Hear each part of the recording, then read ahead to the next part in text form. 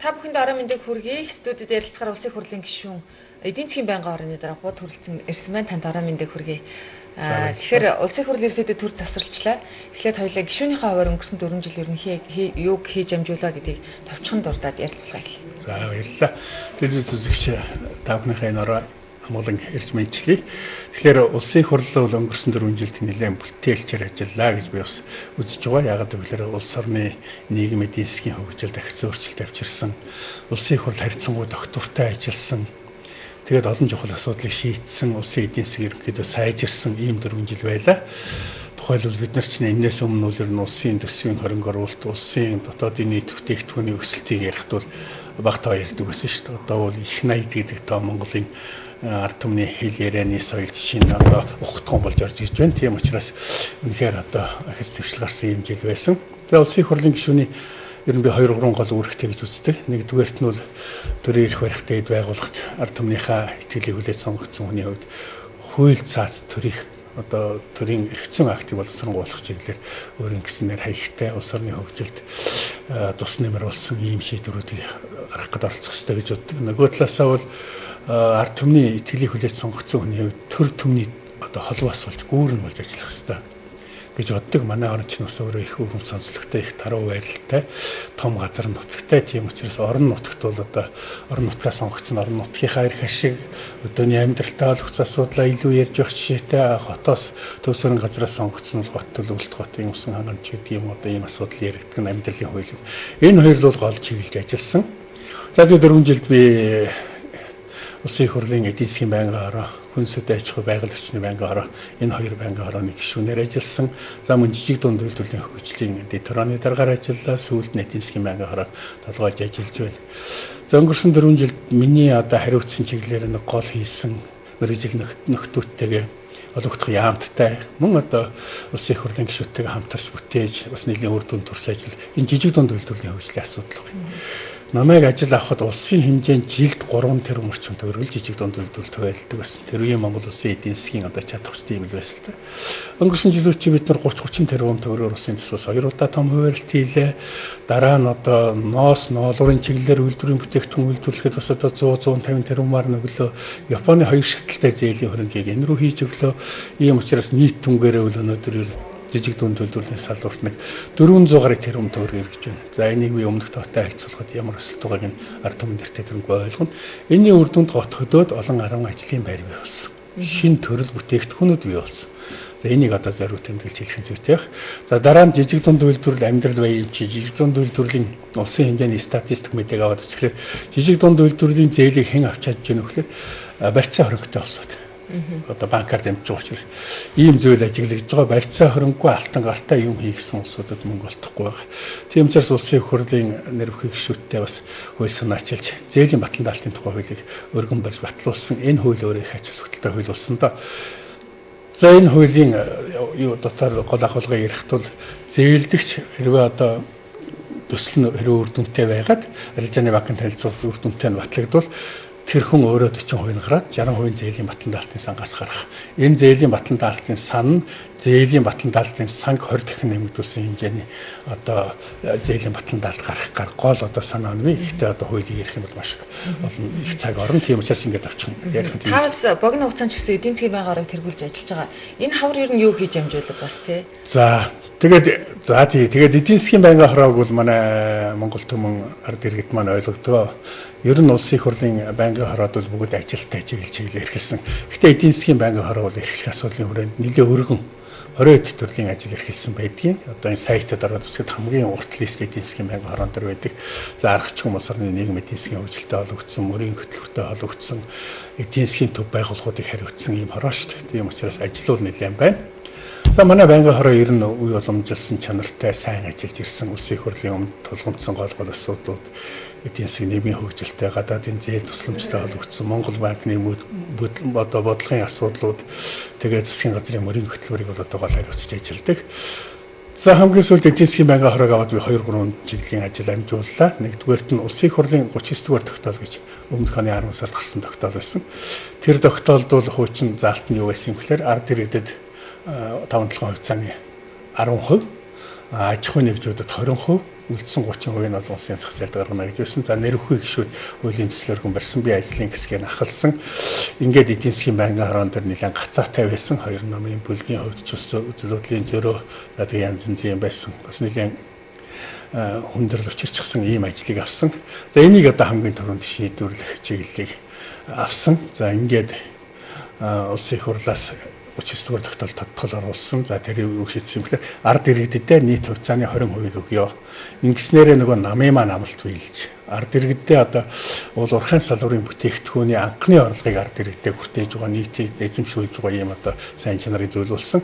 10% нь мөн одоо үндэснийхээ аж ахуйн нэгжүүдэд нэрлсэн үнээр нь худалдаж гэж. Энийг бол бас одоо үгүй байхгүй болгох зүйтэй юмс асуудал их хэрэгцсэн шүү дээ. Гэтэл бид нарт 90-ад оноос хойш улс орныхоо хөгжлийг хараад үзэхлээр дотоодын нийт бүтээгдэхүүний 80% хувийн сектор үйлдвэрлэж байна. Энэ одоо улсын ачааны хөндийн өөрчлөлт хувийн сектороо бас харж үзэх нь зүйтэй гэдэг энэ 10% үлдээсэн. За ингэснээр одоо 30% ард иргэд дотоодын аж ахуйд очлоо. 10% за энэ ард иргэдээс нэг хэсэг нь хувьцаагаа авна, нэг хэсэг нь мөнгө авна. Эргээд бас 5 орчим хувь улсад үлдэх юм. Ингээд 25 орчим хувь нь бол Гонконгийн болон Английн хөрөнгийн бирж дээр зарахсамаар IPO босгох замаар хөрөнгийн хоригдлыг бий болгож дараагийн их уср болгож одоо ард иргэдэд өгье гэсэн. За энэний бас нэг одоо дараагийн нэг сайн тал нь бол нөгөө энэ онд батлагдсан 334 тэрбум төгрөгийг хамт настан хөдөлмөрийн бэрхшээлтэй иргэд тэрийг бас олох нөхцөлийг одоо хамтаар бүрдүүлж өгсөн. Ер нь өмнө нь бол улсын их хурлын нэг баталсан байсан л та.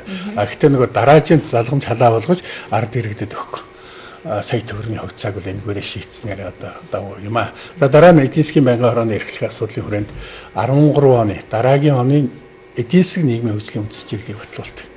Энэ одоо их чухал баримт жижиг байдаг. Энэ дээр үндэслэж одоо нөгөө дараагийн хөрөнгө оруулалтын маань асуудал дараагийн одоо хөгжлийн хөтөлбөрүүд батлагддаг. Тийм учраас энэ дээр бас нэгэн ажиллалаа. Ингээд Монгол улсын эдийн засгийн 13 онд 19% өсөлттэй байхаар батлуулсан улсын их хурлаас тогтоолгосон. Ийм байна. За бусд олон зүйлийг ярьж болно хууль. Гэхдээ гол хоёр одоо баримт жижиг юм байна. Та сая батлсан хууль одоо гаргасан шийдвэрийн тухай ярьлаа. Энэ бас хууль батлах нэг хэрэгэлтэй. Яг амьдрал дээр одоо энэ хуулиуд ард иргэдийн амьдралын чанарыг сайжруулж гинэ гэж 4 жилийн өмнөх жишээ авъя л да. Сүхбаатар аймгийн иргэдийн амьдрал өнөөдрийн амьдрал хоёрын хооронд ямар төрөв гарсан бэ? Үнэхээр хүмүүст одоо та бүхний батлаад байгаа хууль тогтоомжийг гаргаж байгаа шийдвэрүүд бодит нөлөөлөл өгч чадчихна. Тэгэхээр энэ ялангуяа миний дээр ярьсан хууль эрхсэн актууд бол Монгол төмний хувьд дэндүү ач холбогдлоо өгсөн. Ухаандаа юу гэдгийг үр ашгаа өгсөн. Дэндүү ч үн за ер нь үр ашгаа өгсөн шийдвэр болсон. Ер нь бол одоо улсын их хурлаас баталж байгаа хууль тогтоолвол нэгдүгээр Монгол улсын хөгжлийн концепц асуудлыг шийдсэн, хоёрдугаарт нь одоо нэр хүндийг өсгсөн. За тэгээд ард иргэдийн амьдралыг сайжруулсан ийм чиглэл рүү байх хэрэгтэй гэж боддог. Энэ өөрчлөлтүүд улсын хэмжээнд гарсан. Жишээлбэл би тэр жижиг дунд үйлдвэрлэл дээр ихэд бас нэр хөгжөлттэй шийдвэрийн төслөөр гүнбэрж улсын их хурлаар батлуулсан. Тэр нь юу гэхээр жижиг дунд үйлдвэрлэлийн зорилтоор оруулж ирж байгаа машин механизм тоногдох хөрөмжийг гайл нотын дотор чөлөөлөх. Энэ чөлөөлтөөр өнөөдөр Монгол улсын хэмжээнд жижиг үйлдвэрлэл эрхэлж байгаа хүмүүсүүд 22 орчим тэрбум төгрөгийн хөнгөлөлт эдэлж байна. Тэр хэмжээгээр үйлдвэрлэл аж ахуйг дэмжсэн одоо юм.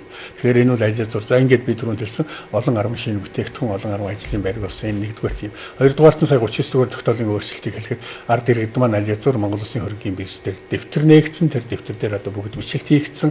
Одоо Монголын ард иргэд сая төгрөгөө авах уу? Эсвэл одоо 1072 хувьцаагаа авах уу гэж шийдэх нь өөрийнх нь асуудал болоо явж байна.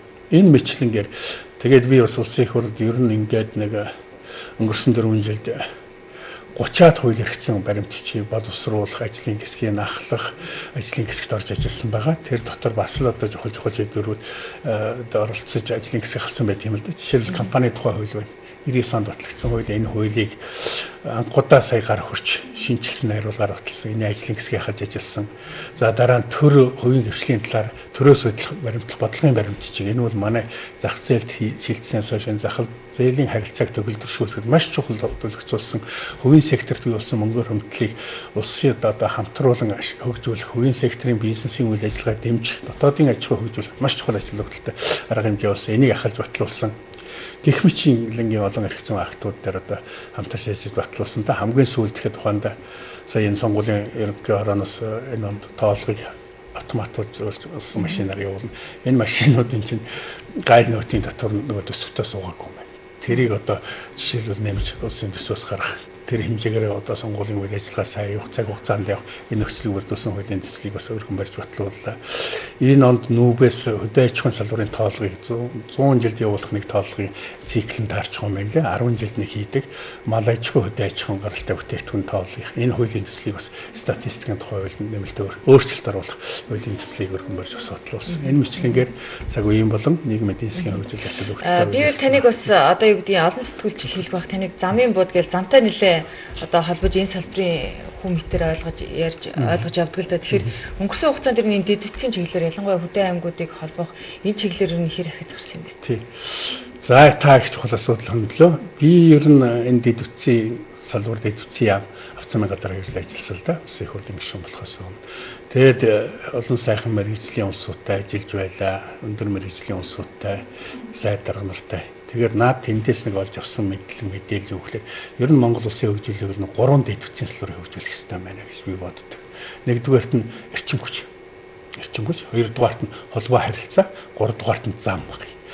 Тэгэхээр Монгол улсыг хөгжүүлэхэд би одоо энэ чиглэлээр бас нэлээд олон эрх зүйн актыг боловсруулж батлуулж байсан. Зүгээр өнөөдөр энэний үр дүн би одоо улсын юм хамж яриад яг уу Сүхбаатар аймаг дээр ихэд өнгөрсөн 4 жил тэрний өмнөх жилдээ бүх сумдаа эрчим хүчний нэгдсэн сүлжээнд холбож чадсан. Үүнийг үндэслээд бүх айл өргөч, шин соёл, шин иргэншил, шин сайхан одоо бүтээгдэхүүн, шин соёл бий болж байна. За ингээд эрчим хүчинд орсон. За эрчим хүчинд орсон учраас холбоо харилцаа хөгжих.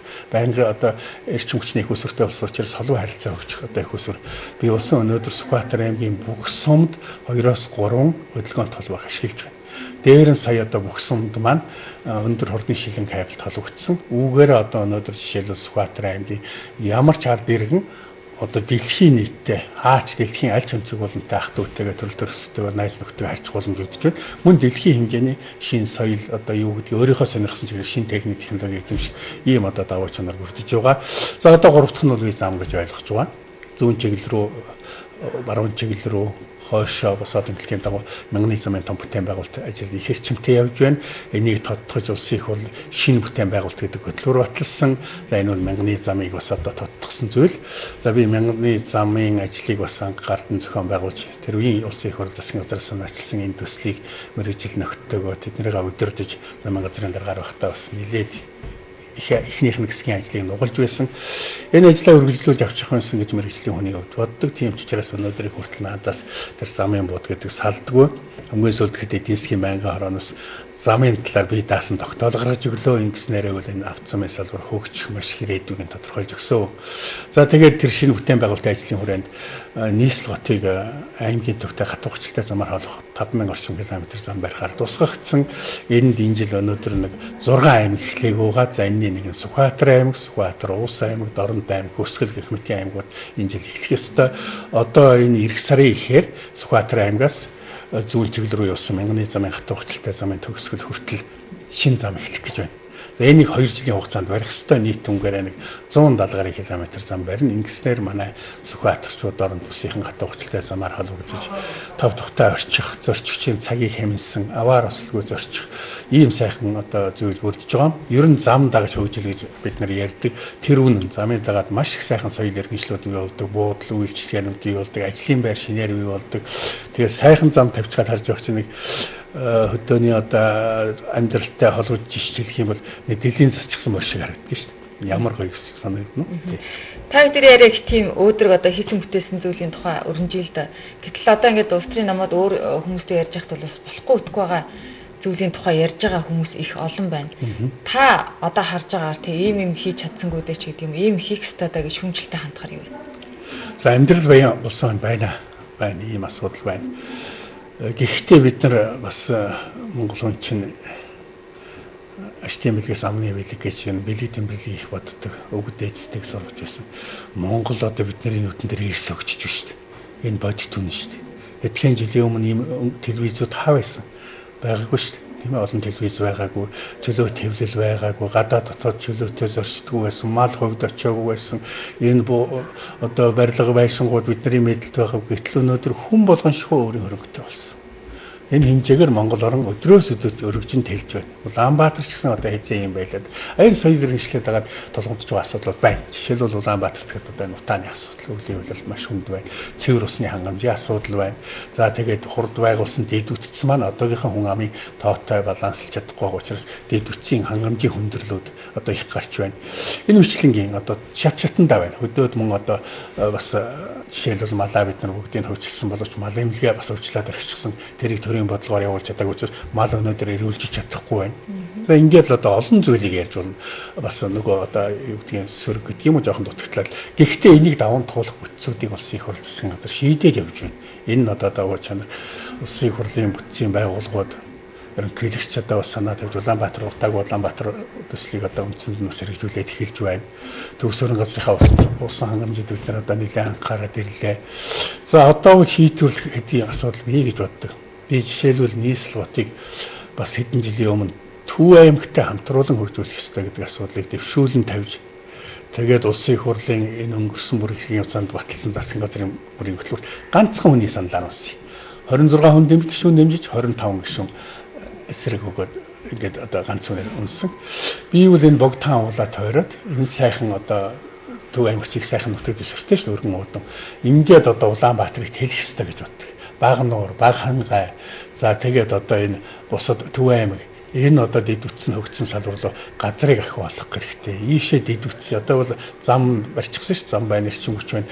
Сургууль соёл нийгмийн ологдлолтой асуудлыг бариад өгвөл ийшээ гот хэлтэй одоо хөдөөрөд хэлэх дагуулгатууд руу хэлэх. Тэгвэл Улаанбаатар ямар сайхан хөгжинө гэж санаж байна. Дээр нь би одоо энэ асуудлыг өсөнд тавьж ирсэн хувьд энийг дурдж ирээ. Дээр нь энэ олон ихтэй сургуулиудын салбарыг хөдөө гаргах хэрэгтэй. Хаана ихтэй сургууль байна, тэнд оюутан залуучууд байдаг амьдралын юм. Хаана оюутан залуучууд байна, залуу ус байна, тэнд одоо инээд баясал, хөөр, баяр баясгалан байдаг нь үнэ. Тийм учраас одоо Англи улс гэж жишээлбэл одоо олон хотуудаа тэнд байдаг их сургуулаа готоор интер нэлсэн байдаг шүү. Лидс их сургууль, Манчестер их сургууль гэдэг. Тэгэхээр бид нар чинь энээс жишээ авсан ч гэсэн энэ сургуулиудыг хөдөөлөх нь гарах хэрэгтэй салуурууд. За би бас энийг дөрөвчийнхаа 4 жилийн хугацаанд маш их ярддаг гишүүний нэг байсан. Энийгээ зүтгүүлсэн засгийн газрын мөрийн хөтөлбөр туссан. Одоо нөгөө оюутны ижүүрийн зохицлоор барихаар баг нурч шийдэж байна. Энэ бас одоо их сайн зүйл. Одоо ийм хэлбэрийн ажлыг маш хийх хэрэгтэй. За тэгээд хөдөө аймгийнхаа төвүүдийг одоо зам харахыг сайжруулах хэрэгтэй байна. За аймгийн төвд одоо баахан уурын зоохнууд бий болчихсон. Бас аймгийн төвд ч утаа эхэлчихсэн байна. Тийм учраас аймгийг дулааны томоохон аймагуудаа ихний ээлжинд дулааны хангамжтай болох хэрэгтэй. Гадаадаас импортоор захиргаа авч байгаа баруун аймагуд хийгээд төвийн эрчим хүчний сүлжээнд толгогддог аймагуудыг өтөр төргөн одоо хамгийн дунд эрчим хүчтэй толгох хэрэгтэй. Би дээр хэлсэндээ энэ 3 дэд үтсэн ямар чухлыг. Тэгэхээр одоо бүгдийг эрчим хүчээр хангах хэрэгтэй. Энэ дээр төвлөрсөн эрчим хүчний станцууд барихаас нар салхины эрчим хүчийг ихсэн анхаарах хэрэглэх хэрэгтэй. За дээр нь одоо миний бодож байгаа зүйл бол тэгээд аймагуудаа дулааны цахилгаан стандарт одоо хангах хэрэгтэй байна. Тэгвэл одоо энэ ард нутагт амьдарч байгаа ард иргэд маань яг хэрэглээний сайхан халуустай болно. Ус засанд ордог юм чинжээгдэр нь соёл бий болно. За тэгээд сумдыг бол одоо жишг сумын хэлбэрээр сайхан хөгжүүлэх хэрэгтэй. Үлгэр жишээ сумдуудыг төрөлжүүлэн хөгжүүлэх хэрэгтэй байна. За тэгээд нөгөө бэлчээрийн аж ахуйгаас бас төвлөрсөн соёл иргэншил бий болох аймгийн төвс өрн газраа түшиглүүлж одоо эрчимцэн мал аж ахуй хөгжүүлэх. Малаас авч байгаа ашиг шимийг ард түмэндээ хүргэх, экологийн цэвэр бүтээгдэхүүний цэнхээ эдийн засгийн эргэлтэнд оруулах, малаа хариулуулах асуудал их чухал байна. Манай мал өнөөдөр маш хүн цэнхтэй мах шүү, Монголын мах. Ганцхан одоо дэлхийн зах зээл дээр яагаад үн төрөхгүй байна вэ? Энэ хөрс сэргэлдээ орнууд хийгээд гадаад орнууд яагаад мах манайхаас импортоор авахгүй байна вэ гэхээр ерөөсөө л мал эрүүл устай байгаа. Тийм учраас манай их хурл засгийн газар шийдээд Монгол мал хөтлөрийг баталсан. Монгол мал хөтлөрийн хүний бүх сумдад мал эмнэлэг үржлийн алба байгуулсан 3 хүнтэй. Одоо энийг ажилуулах хэрэгтэй. Гэхдээ энийг ажилуулахад би бас энэ асуудлыг хэлж жоох үед чи ярьж байсан юм. Даан жоохон цөөнхүүлсэн. Энийг тэр хуучин бий болсон хувьчлагдсан мал эмнэлэгтэй хамтруулах хөгжүүлэх хэрэгтэй. Би ер нь төр хувийн гэрчлийн хамтын ажиллагааг өөрөө яагаад тэрийг ахсан гэхээр энэ чиглэлээр олон жил ажилласан. Миний туршлагыг бас үнэлсэн байх. За нөгөө талаар олон хүчин зүйлийн үлээр надаар ажиллах гэсгийг халуус. Би юу л энэ төр хувийн гэрчлийн бодлогын баримтчийг маш хөгжүүлэх хэрэгтэй гэж боддгийг. Тийм. Автсан төрүүчээс одоо хэрэгжүүлж эхлэх үр дүнгээ өгч байна. Эдийн засгийн өсөлт өндөр байна. Ерөнхийдөө ойрын хэдэн жилд бол Монгол улсын эдийн засаг огцон өсөхнэ гэж ярихыг их ярьж ил да. Гэхдээ энд нэг иргэдийн итгэл үнэмшил нь арай сул байгаа юм шиг харагдаад байгаа юм л та. Тэгэхээр энэ дээр зүгээр юундаа байгаа юм бол одоо хуваарлалтандаа байв юу? Одоо нөгөө эдийн засгийн хэсэгт нь иргэдэд хүрэхгүйтэй холбоотойгоор нэг эргэлзээ тэнэгэлзээ байгаад байна. Одоо бол одоо юу гэдгийг нэг итгэж ядсан байдалтай байгаа гэж харагдаад байгаа юм л та. Тэгэхээр энд бас ард иргэдийг буруутгах гарахгүй юм аа. Бид нар том тоо ярьж байна. Жишээл дотоодын нийт бүтээгдэхүүн өсөлтгээд. Тэгэхээр эндийг би бас л одоо түрүүнд ярьдаг л байсан сони. Тэгэхээр энэ эдийн засгийн тоо өсөлтийг тооц гаргахчилд бас нэлээд анхаармааргүй. Аргачлалд нэлээд би өөр инженер хүн шүү. Инженер хүн бол нэг асуудлыг олон талаас нь авч үздэг юм шиг байна. Надтай адилхан инженер мэргэжлийн асуудлыг хурд хийвэлдэг. А яг эдийн засгч маань ганцхан дээр эдийн засгийн хөвгөө явчихдаг. Ерөөсөө эдийн засгийн тэгэхээр би энэ ажлыг авсанаас хойш хэдэн ярилцлагч өгсөн. Би энэ дотоодын нийт бүтээгдэхүүнийг тооцож байгаа аргачлал энэ төр зарлж байгаа тоог нь бол анхаарах хэрэгтэй гэж үздэг. Яагаад гэвэл оюутлогоо 5-7 эдийн засгийн эргэлтэнд орсонтой холбоотойгоор энэ эдийн засгийн өсөлт гарч ирж байгаа. Гэтэл энэний чинь нэлээд хэсэг нь тэр байгууллагуудын худалдан авалт үйлчлэгээ болоод гадагшаагаар авчихад байна шүү дээ. Монголд өгөөж нь их баг. Тийм учраас цаашдаа энэ эдийн засгийн өсөлтийг зөв тооцох дотоодын нийт бүтээгдэхүүний өсөлтийг ард иргэдийн хойморт нь хүрэх асуудал их чухал. Тийм ч саяын одоо анхны алхам хийгдэж жишээлбэл стратегийн ач холбогдолтой салбаруудад гадаадын хөрөнгө оруулалтыг зохицуулсан тийм хууль гарлаа. Энэ бол анхны алхам. Энэ чиглэлээр цаашдаа биднэрт энэ мэтлэнгээр хийх зүйл их байна. Жишээлбэл гар дээрээс лиценз дамжин зараад улсад ямар ч орлого орохгүй шүү дээ. Гэтэл энэ хөрсөн дурууга энэ сайхан одоо янз журшгүй далай шиг энэ зүйл чинь бол ард иргэд олон зуун жилийн өгөө дээцээс биднэрт өвлүүлсэн том хөрөнгө байгаа шүү дээ. Гэтэл энийг одоо мэдээлэлд ойрхон жоохон овсгоотой хэдэн аваад тэгээд одоо хэдхэн хоорондоо арилжаагээд баяжаад байна гэдэг энэ туйлын зохисгүй. Би бол уулуурхайн салбарт бол маш их юм засах хэрэгтэй гэж боддог. Манай Сүхбаатар аймагт тусын чиглэлээр тулгымцсан асуудал бий. Цаашдаа бол ер нь уулуурхайн салбарыг их зохистой харьцаанд байлгах, хөдөө аж ахуйн салбараа хүндэтгсэн маягтай байхгүй бүгдийг ухаадах юм бол бэлчээргүй болчих гэж шүү дээ. Тэгэхээр энийг алтан дундчийн олж бүс нутгийн хийгээд аймаг орон нутгийн хөгжилд ямар орд газрыг ямар хугацаанд ашиглах, яаж ашиглах юм гэдгийг маш сайн бодлого гаргах хэрэгтэй л. Баярлалаа гişүнэ. Битээр бас ярилцах цаг өндөрлөх төвчин. Би тэгээд сүүлийн асуулт асууя. Та бүхэн бол сонгуулийн тухай шинэ хуулийг баталсан. Өөрсдийнхөө одоо баталсан шинэ хуулиар сонгуульд оролцох гэж байна. Одоо юу гэдгийг 2 сарын өмнө нийлээ асуудал болол хийгдчихсэн хууль маань амьдрал дээр ер нь ямар байх юм? Та магадгүй одоо яг тэр хуулийг дагаад нэр дэвшээд явж байгаа хүний хувьд. Нэгдүгээрт улсын хурал хуулиар баталсан бол ард иргэдийн хөнгө хэрэгжүүлэх ёстой. Сонгуульд оролцож байгаа бүх намаас нэр дэвшиж байгаа улсууд маань сонгуулийнхаа хуулийг ер нь төртөснийхээ улам чанарыг хүндэрж хууль зүйн хүрээнд ажилласаа тэгж өрсөлдөөсэй гэж бодож байна. Миний одоо өмнөх жилүүдэд барьж ажилласан зарчим тэрэ. Ер нь төрд орж ирэх гэж байгаа энэ төрийн эрх барих дээд байгууллагт хууль тогтоох байгууллагт орж ирж ажиллахыг зорж байгаа хэн боловч өөрөөсөө энэ хууль хэрэгжүүлэхээс эхлэх ёстой. Тэгэхгүй тэнд булхаа 9 жирийн хийчихэд энд орж ирээд хууль тогтооныг үлдэрч амьтны даваг болон 2 дугаар таард ирээд хүлээж авахчгүй. Тийм учраас энэ дээр одоо анхаарах хэрэгтэй болов. За ер нь хууль бол чанга хууль болсон. Чанга хууль болсон.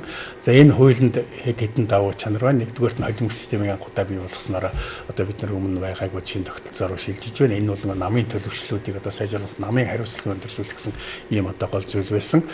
За нөгөөд бол одоо баахан хоригдлтууд хийчихсэн. За одоо шашны зан үйл байхгүй, урлаг бүрэн сайхан байхгүй одоо олон юм. Тэгэхээр энэ түрээнд ажиллах хэрэгтэй. Бид нар ч гэсэн одоо нэгэнт энэ хязгаарлалтад юу н хүндрэлтэй байна аль эсвэл бүр амар байна. За зүгээр амьдрал дээр бас жоохон хүндрэл байна. Тэгээд амьдрал усан цааштай боловсруулах. Жишээлбэл би одоо энэ урлаг бүрэн сайхныг бол энэ дээр нээлттэй байх хэрэгтэй гэж эсрэг санал өгч байсан. Яагаад гэвэл 4 жилд хөдөөний ард иргэд энийг сонгодог Монголынхоо одоо сайхан уран бүтээлчдийн тоглолт үзгэлдэй гэж. Гэтэл би тэрийг тэнд ярихад миний эсрэг нэг улсууд маань юу гэж үгүй энэ уран бүтээлч одоо юу гэдэг дэндүү үнэлээд одоо ерөөс ингэ батлах юм биш. Гэтэл бол одоо тэр байхгүй. Нэг л цулгайдаад л байна жоохон. Гэхдээ нэг туйл батлсан хуулийнхаа хүрээнд явах ёстой, удлаа амлалт өгч болохгүй, ард иргэдийнхаа сонголтыг хүндэх ёстой. 4 жилд төрийн эрх барих дээд байгууллагыг ард иргэд маань энэ л одоо тэр нэг сонгууль хугацаанд л хэрэгжүүлдэг. Тийм учраас хэн хөнгөө одоо хүндэлтэй хандаж ард иргэд маань ч одоо төртөснийхөө энэ уламжлалт чанарыг хүндэтгэж сонгуулаа идэвхтэй зөв сайхан өгөөсэй гэж бодож байна. За дээр нь бол одоо сонгуулийг дандаа төрийн албан хаагчид зохион байгуулагч өөрт нь бол намын төлөөлөл одоо янз бүрийн төлөөллүүд орж ингэж хийдэг тийм хууль эрхцэн акттай байсан. Одоо бол төрийн албан хаагчид их учраас бас одоо төрийн албан хаагчид маань ёстой төртэй нэртэй энэ ажлынхаа ард сайхан гараасаа гэж одоо бас хүсэж байна да. За баярлалаа. Ингээ бид нэр ярилцах цаг өндөрлж байна. Таны сонгуулийн ажилд бас амжилт хүсье. За баярлалаа. Та бүхний уран бүтээлийн ажилд амжилт хүсье. За баярлалаа.